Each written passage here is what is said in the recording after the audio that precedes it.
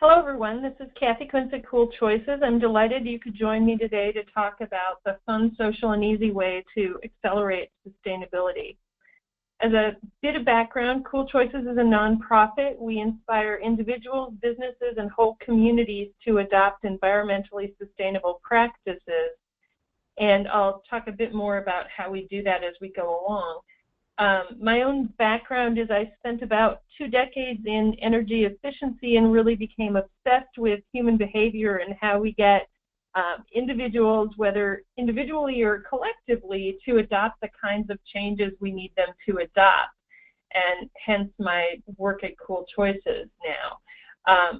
Very often when I encounter folks and I say, well, what we do is we inspire sustainable practices. We get people to change their behaviors. One of the things I sometimes hear from folks is, well, that doesn't seem that hard. It's just about information. If you want people to do something different, you should just tell them what you want them to do. And my favorite example of that, of course, is we could just put up billboards telling people to reduce their carbon footprint.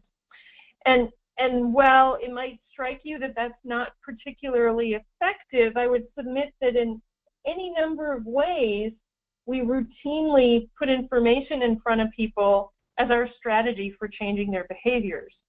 So we do it around nutrition, we do it around energy usage, we do it in all kinds of places. We presume that if I just tell you the nutritional difference between a donut and a stalk of broccoli, you'll choose the broccoli every time. And the trouble with this premise is that the creatures we're trying to influence, human beings, are pretty complicated. So human beings are creatures who know, they understand the information that tells them that exercise is good for them, and as a result, they take the escalator to the gym. There's any number of things we do that are inherently irrational. And we do them for relatively reasonable reasons. The second guy on the escalator in this photo that I so love is probably on the escalator because the first guy is on it. An awful lot of what we do on a daily basis is just doing what the person in front of us is doing. It's just kind of following the crowd, doing the same thing others are doing. There are lots of things we do because it's what we've always done. It's what we're used to doing. It's the practice that we've done. Or we can be influenced by something we heard on the radio. We can be influenced by a salesperson's name. There's all kinds of very irrational things that influence what we're doing.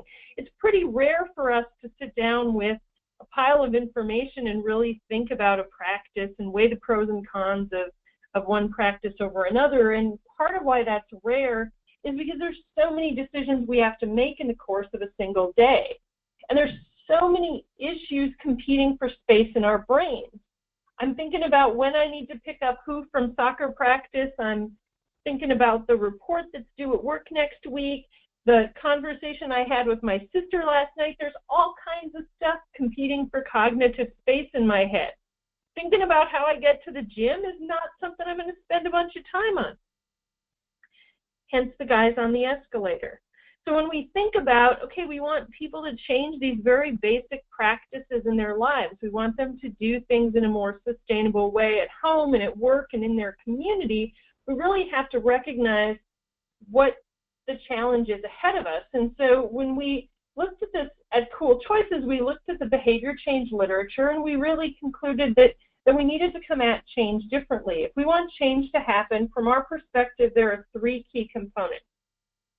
The first is fun. And by fun for us is really shorthand for making it more pleasant than the alternative. If I want you to do something different, I'll be much more successful if I can make that different thing more pleasant than the alternative. Closely tied to that is social. Human beings are social creatures. I take cues from the people around me every day in terms of how to behave, what to do in situations. We all do.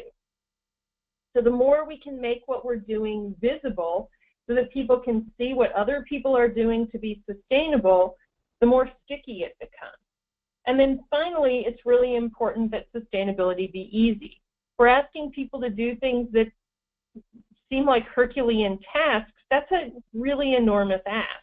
How can we break it down into something that's really tangible for them to do?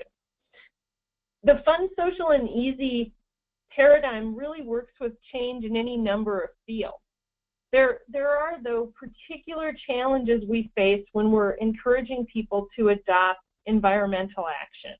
And those are kind of inherent in what we're doing and the challenges around that. And the first challenge is that often we motivate environmental action by talking about things like climate change, which is a very important issue. The challenge is most Americans think climate change is far away and in the distant future. So for most folks, when asked a question about climate change, they think it will happen to other people at some time in the future. As human beings, we're not very good at being motivated about things that are going to happen way in the distant future to other people.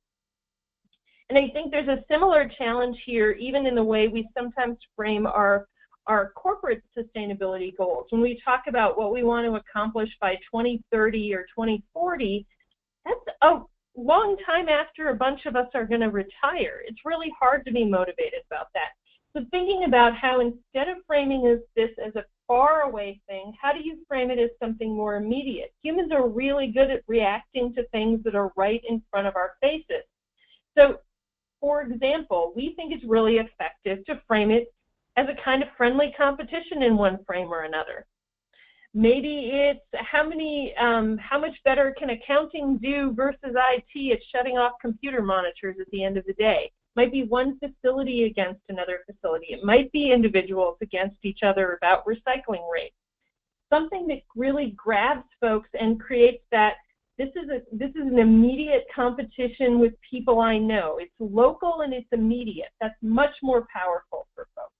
So making it that friendly competition is important. A second challenge we face in sustainability is that folks really very often have a sense that their individual actions won't matter. It doesn't really matter if I recycle this or not. I'm just one person kind of thing. And there are really two things here. The first thing, it's really important as a sustainability advocate that you not reinforce their sense of helplessness. So when we talk only about really negative things, when we talk about all of the people who are not recycling, we reinforce the sense that someone can't make a difference. Instead of talking about the negative, it's really important to address this by talking about how actions add up. How the things you do combined with the things that your peers are doing accumulate to be a substantive impact. So instead of talking about what plastic water bottles are not recycled, talking about if everyone in the organization recycled their plastic water bottle, that would be this many pounds of recycling kind of thing. So creating that empowered, we're all part of a solution message. And when you frame it that way, when you give people that sense that their actions add up, that other people are doing things, you also combat a third challenge. And that's this challenge that we all tend to think that we're not the problem. So in survey after survey, people say that the problem is other people. The pie chart on the right is actually from a national survey where we asked Americans how their household energy usage compared to other homes. And you see a whopping 9% of us, less than 1 in 10, think their usage is higher than average. Everybody else is lower than average or average. You know, folks think that somebody else is the problem here. And here, the more you can do to show them that other people are acting, the more you counteract that sense. So our strategy here is to really put in front of people all kinds of images of what their colleagues are doing to be more sustainable. And we, you know, all the time participants say to us, I was really surprised at what other people were doing. It really made me feel like I wasn't doing enough. And I think that's exactly what I want you to think, that everyone else is doing stuff too. We all need to step up our game. And really, to do that, it's really important that you're making transparent what folks are doing. That's really the core of what we do at Cool Choices. You know, we work with sustainability teams at a corporate level or a community level to customize an online program where people can form teams, and over the course of 6 to 8 weeks, they claim points for their sustainable practices. They share photos, they brag about what they're doing, sometimes they trash talk each other, and through the course of this transparent online system, they get a sense that other people are doing things, that it's not that hard to do things, that their actions add up. So it's all empowering in a way that's also facilitating more conversation and momentum and idea sharing that can go forward from there. So fundamentally, kind of back to our recipe, it's fun. People can win random prizes for participating, and we share photos of that and celebrate that. We celebrate silly things people do to earn points during the program, and sharing those photos is a way for people to interact with each other, to have conversations with each other, which ties very much to the social. We put people on teams because we want people to be interdependent. And then we give them points for coming up with a creative team photo, which puts them in a creative mindset, and they have some fun, and they do some silly things, which prompt, again, conversations between folks. Can you believe the picture that those accountants submitted? All of that becomes more social. People are talking to each other about sustainability. They're recognizing that they've got shared values around sustainability, which makes it easier and safer for people to suggest ideas forward for the organization. And then finally, it's easy. We're giving people really simple things to do. We know they're simple because when we say submit a photo, very often they submit photos of their children doing these things. Nothing says it's easy like a photo of your child doing it. That reinforcing, these are things that everyone can do. It's really powerful. And, you know, fundamentally what we're doing here, what you can be doing here, is we're catching people doing the right things and showcasing that, celebrating that in a way that reinforces what they're doing and gives other people aspiration to do similar things. So there's this kind of virtuous circle that happens when you celebrate accomplishment. And again, it's really important in this that what you're doing is you're focusing on the positive. You're celebrating the heck out of what people are doing right so that more people want to do those right things. And it feels good. This kind of goes back to that fun thing. You know, when you look at photos like this one of an avid recycler, she's having fun with it. And her colleagues in response are going to write things in stream and comment on her Herculean recycling and have some fun back with her around that. Again, creating some social, making it not seem that hard to be doing the right thing.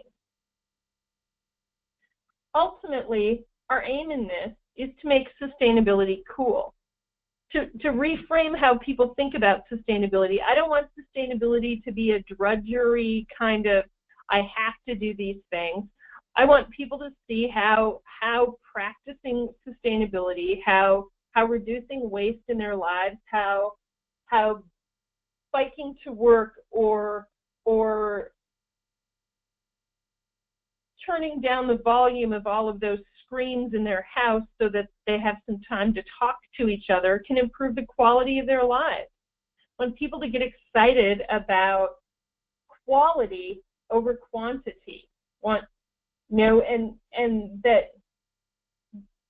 So it's really exciting for us when people talk about how their lives are changing based on them turning down the noise in the background and spending more time outside with each other and having conversations about the value of sustainability to themselves and their loved ones. When this happens, it accelerates what happens in that bigger community. When people are together celebrating sustainability, when it's cool to be doing these things and having ideas around this, you're really unleashing the creative potential in an organization. So lots of people have ideas about how your organization can be more sustainable. But if they're not on the green team, it might feel really awkward to offer those ideas. That's kind of a geek side thing. When you make sustainability cool, you make you really invite a broader tent of people into that conversation. And all kinds of new opportunities are identified.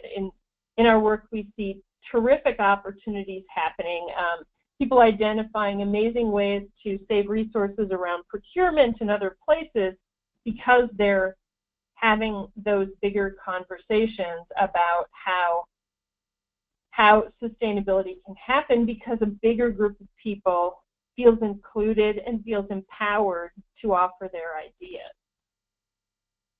We try to keep these webinars pretty short. I think that's so you've got that side box. If you've got specific questions, I am happy to answer them before we close. I would also say that everyone who registered will get a link to the recording for the webinar, and you can share that with others if you've got others. That if you have questions later, you can certainly email me, but I'll take a couple of questions that are coming in now off the GoToWebinar. So you've got that side panel where you can, let's see if I can point to this, be that creative today. You've got the little arrow thing that if it's shut, you hit the arrow to open it, and you can type in a question.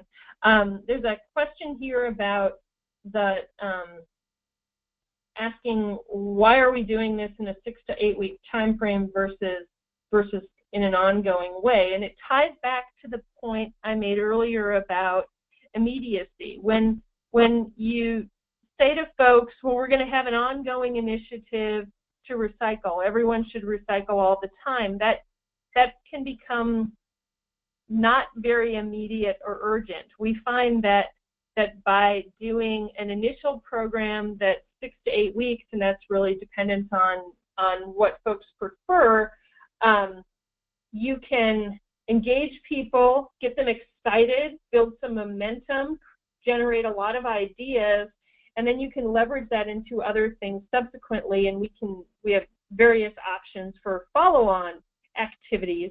But people will participate for that length of time.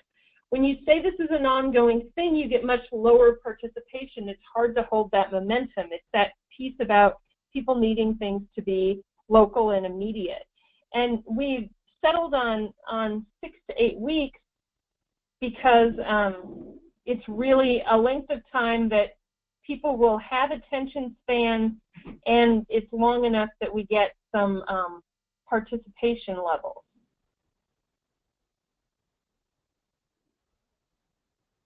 Okay, then there's a question about, do you have any suggestions for engaging small businesses that have so many things on their plate associated with running their business? Saving money is an incentive, but what else will encourage participation? I think one of the things, and we've got some other webinars in our library that talk about this, particularly millennials are really interested in working for businesses where they can make a difference, where they can contribute to sustainability. I think that's a hook we should be using more with small businesses, particularly businesses interested in growing who want to bring in young people who are enthusiastic about what they're doing. It's another way to think about how you engage them that I think we haven't necessarily linked enough, kind of thing. And then, sorry, sometimes I have a little bit of, okay.